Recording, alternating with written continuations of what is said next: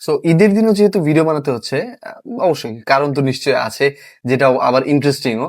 এখন আপনারা যারা অলরেডি ট্রান্সফার মার্কেটের নিউজগুলো ফলো করছেন গতকালকে রাত থেকে, তারা অলরেডি জানেন আমাদের ডেকো বার্সেলোনা 1:1 রুলে ব্যাক করার পর থেকে জাস্ট মাথা খারাপ হয়ে গেছে। মানে গতকালকে out of know where news আসলো রাতের বেলা যে অ্যান্থনি গর্ডনকে বার্সেলোনা সাইন করাই ফেলছে।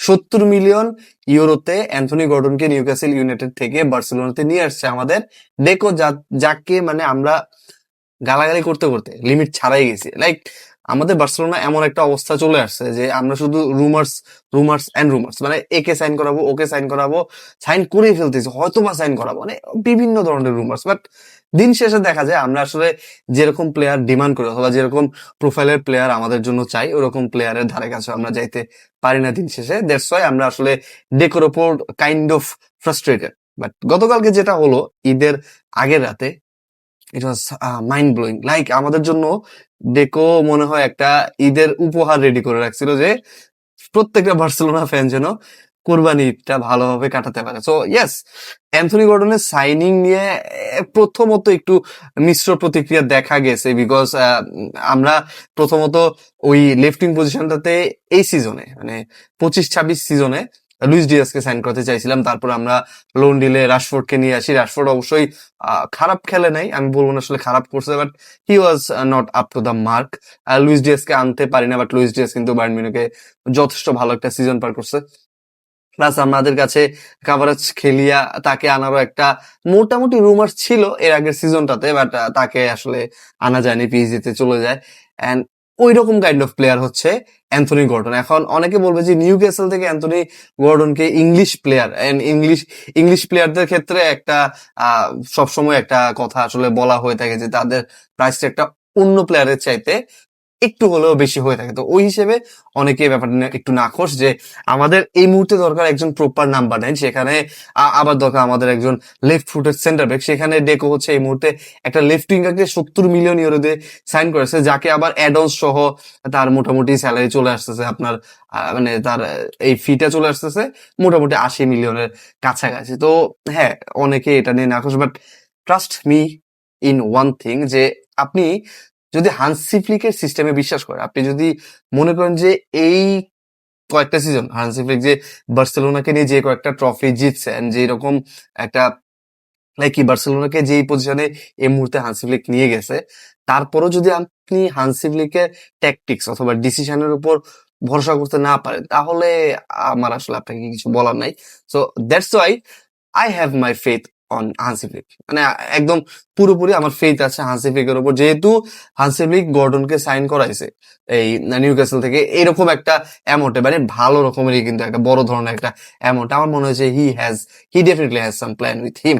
অ্যান্ড অ্যান্থনি গর্ডনের কথা যদি আমি বলি, হ্যাঁ হয়তোবা তার কি বলে প্রিভিয়াস কয়েকটা সিজনের পারফরমেন্স আমি আহামরি কিছু বলবো না, বাট এই সিজনে কিন্তু স্ট্যাটস ওয়াইজ তার পারফরমেন্স কিন্তু আসলে খুব একটা খারাপ ছিল। আমি যদি ভুল না করি 25 থেকে 30টা মনে হয় তার গোল এন্ড অ্যাসিস্ট আছে সব কম্পিটিশনে মিলিয়ে নিউক্যাসল ইউনাইটেডের হয়ে। প্লাস আরেকটা যেটা প্লাস পয়েন্ট অ্যান্থনি গর্ডনের জন্য, সেটা হচ্ছে সে কিন্তু একটা ভার্সেটাইল প্লেয়ার, যে কিন্তু মূলত লেফটিং হিসেবেই খেলে, কাটিং করে ড্রিবলিং করে কিন্তু ভিতরে আসতে পারে, ঠিক আছে।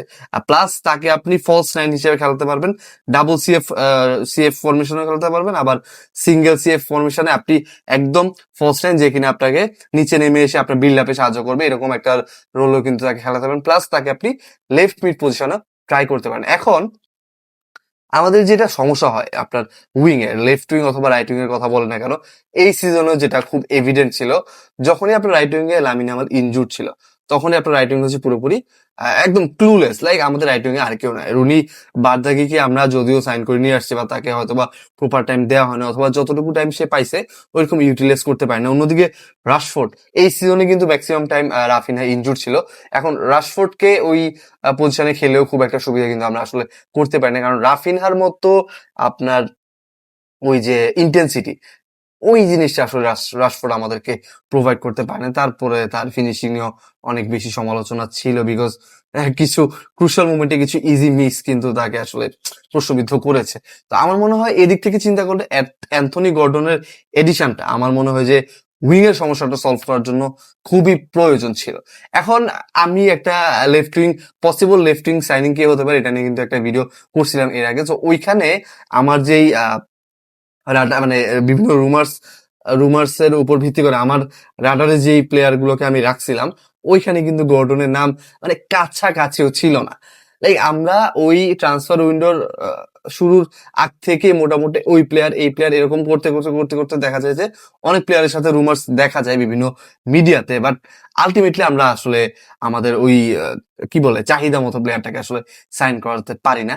সো অ্যান্থনি গর্ডনের সাইনিংটা ওই হিসেবে it's just a great signing. আমি বলবো যে it's a great signing for us. এখন আরেকটা যে নিউজটা হয়তো আপনার টাইম লাইনে ঘুরে ফিরে করছে সেটা হচ্ছে আলভারেজের সাথে অলরেডি একটা কি বলে মৌখিক ডিলের জন্য হয়তো বা প্রিপারেশন নিচ্ছে বার্সেলোনা, অথবা ফার্স্ট একটা বিট কিন্তু অফিসিয়ালি করছে বার্সেলোনা, যেখানে 90 মিলিয়ন অর সামথিং একটা বিট করছে এই অ্যাটলেটিকো মাদ্রিদের কাছে। বাট সমস্যা হচ্ছে বায়ার্ন মিউনিখও কিন্তু 100 মিলিয়নের একটা বিট করে ফেলছে। But the good thing is deco is finally going for Julian Alvarez as well to solve hour number 9 problem. এখন নাম্বার 9 কিন্তু আমাদের একজন এই সিজনে অবশ্যই দরকার। আমরা পুরোপুরি ফেরান টরেসের উপর রিলাই করতে পারবো না। Alvarez can be a really good option due to his profile for us. So আমার মনে হয় আজকে অথবা কালকে অথবা খুব রিসেন্ট ফিউচারে যদি আলভারেজের সাইনিংটাও করিয়ে ফেলতে পারে ডেকো, স্যালুট ডেকো। মানে আমি